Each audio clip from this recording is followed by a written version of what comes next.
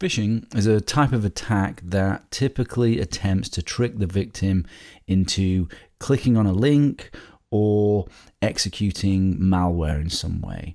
It can be an attempt to compromise a device, to steal sensitive information, passwords, usernames, PINs, credit card numbers, as well as try to gain access to online accounts. Pretty much all of the things you don't want to happen can happen through phishing attacks. And phishing is one of the most successful and common types of attacks because it is easy to perform, cheap to set up, and it yields good returns for the attackers. So you really have to watch for it. In working for big corporations, even with repeated security training to wise people up, no matter what the company I've consulted to, about 30% or so of people continue to be fooled and click on things that they shouldn't. And funnily enough, some countries are worse clickers and some are better clickers on a consistent basis. But no matter what, people just seem to not be able to be trained out of not clicking on the things that they shouldn't click on. Phishing is typically carried out by sending fake emails or instant messages as well that direct the victim to a fake site that often resembles the legitimate site. It is a form of social engineering, or in other words, it's an attack against human weaknesses, and it relies also on the lack of defenses that web technologies inherently have in order to do the attack. So, for example, email does not authenticate or digitally sign the sender, so there's no guarantee of who it's come from. If there was, then this problem would be reduced. Because emails can be easily spoofed to look like they've come from a legitimate source, phishing attacks take advantage of that trust that you believe it's come from that person, or at least it can do. Generally, phishing attacks are done en masse, so they send out thousands or millions of emails, and those email addresses have been harvested from the internet, or sometimes they've been harvested through hacking websites, sometimes from the fact that people have publicly disclosed them on forums or other things like that, and even from guessing at what the address is.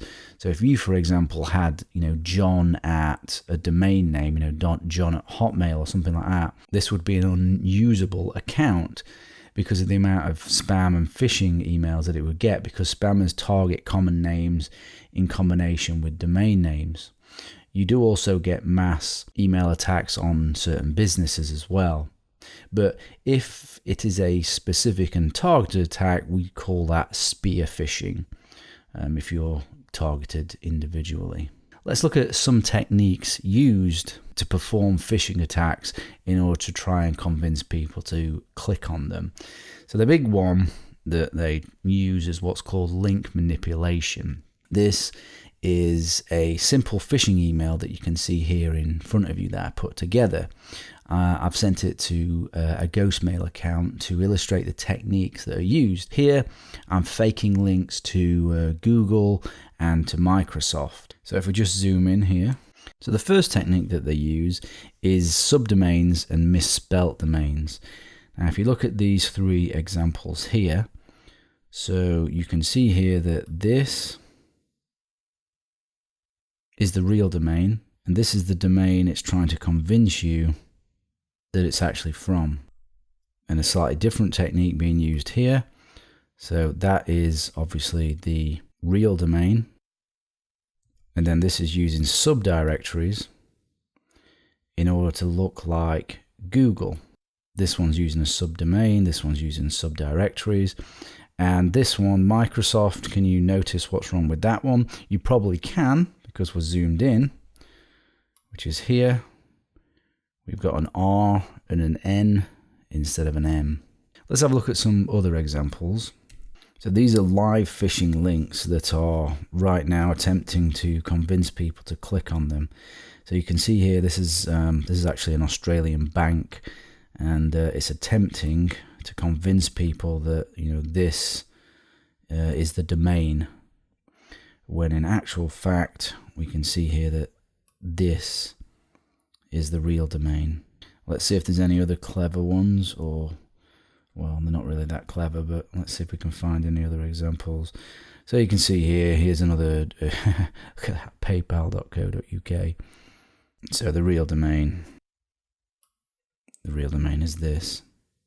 So it may be tricky to understand as I've gone through this which are the real domains, depending on your experience. So the real domain is the one that is to the left of the high level domain.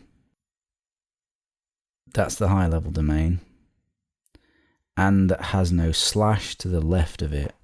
High level domains are, things like .com, .net, .org.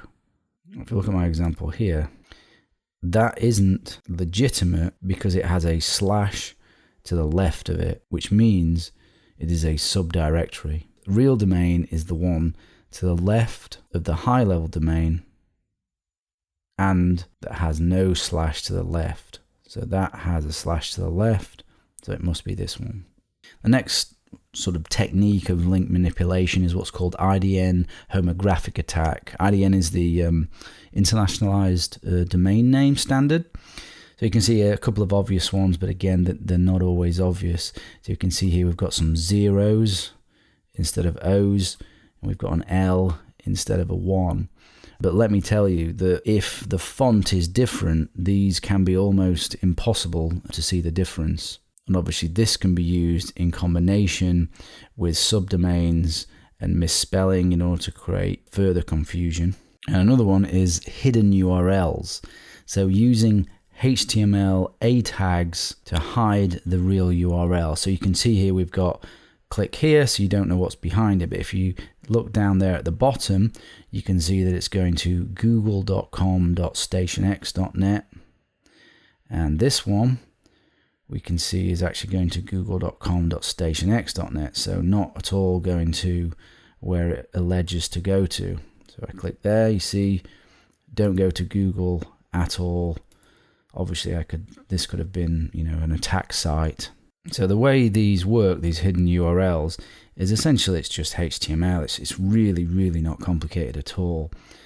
So you can see here these, this is the raw HTML here that has created these links that I sent in the email. Email is made up of HTML nowadays anyway. It's text and HTML, and the email clients render the HTML just like browsers render HTML. So you can see here what I have is I've represented google.com as what you can see in the email, but actually the real link is here.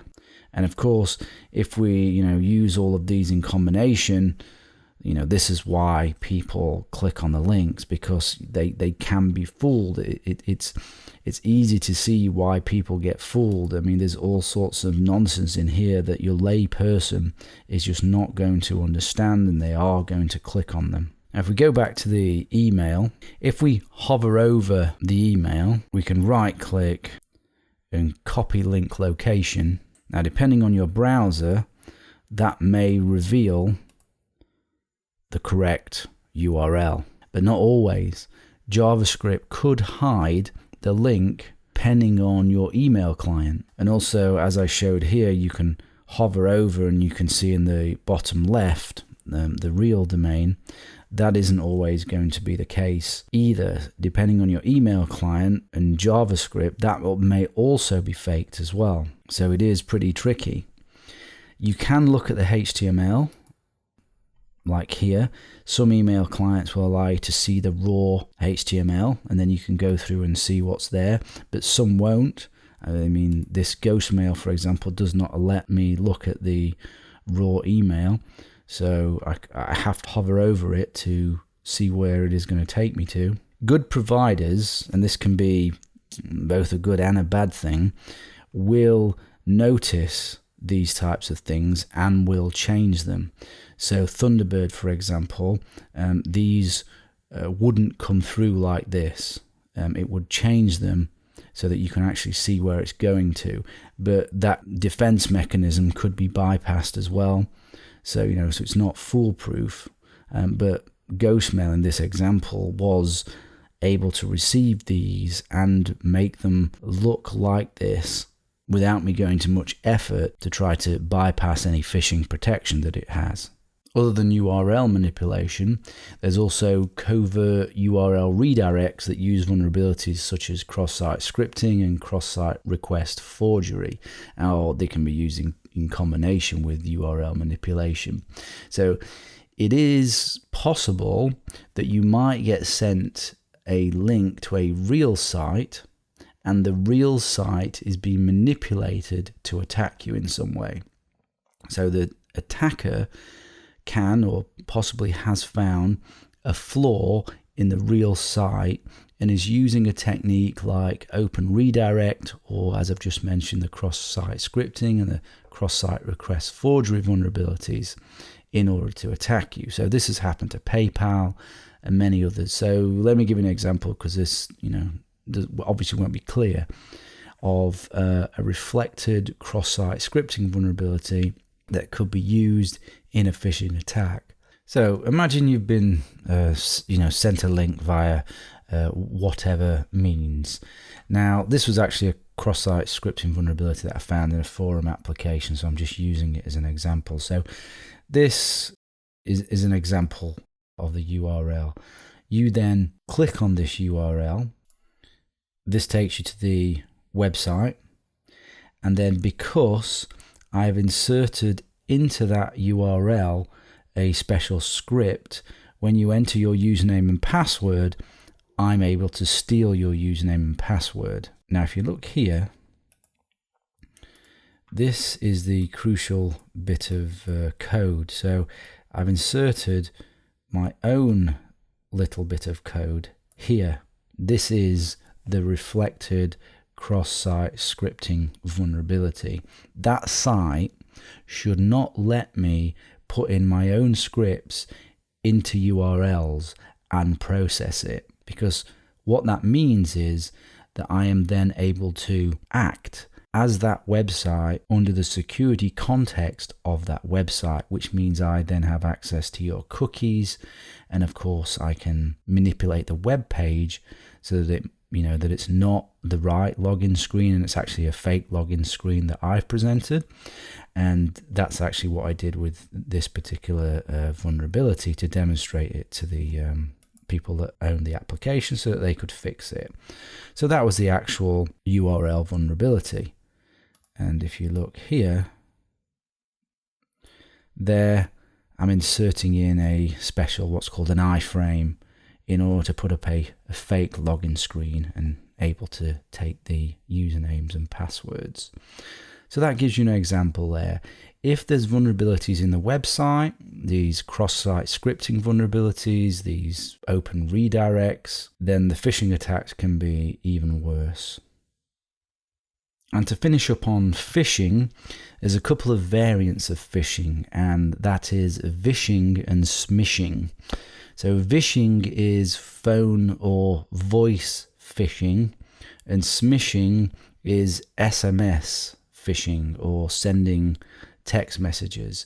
So this is attempting to call or text you in an attempt to compromise your device in the same way as you do with phishing, so steal sensitive information, password, usernames, credit cards, all of the bad stuff. There are many examples, a common one being pretending to be from Microsoft, telling you that you have a virus on your machine. Can they help? Please download and install this totally legitimate software, which is then, a Trojan or something like that. Again, my mother has had a couple of these calls from guys from India pretending to be from Microsoft. These calls do work on enough people. That's why they continue to do them. And actually, if you look on YouTube, you can actually see a lot of people pranking these people when they're being called by them. So those are quite funny to watch. So Vishing is phone-based cons, SMShing is text-based cons. And that's phishing.